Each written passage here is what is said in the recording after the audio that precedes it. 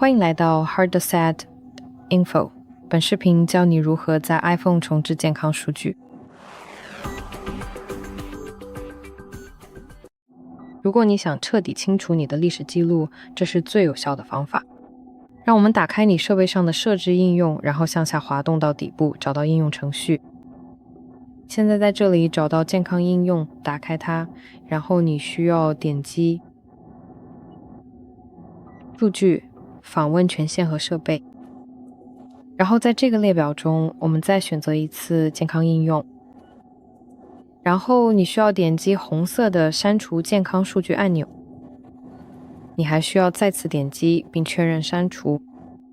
再次提醒，这将永久删除你设备本地存储的所有健康数据。就是这样。如果你觉得这个视频有帮助，请点赞并订阅我们的频道，获取更多类似内容。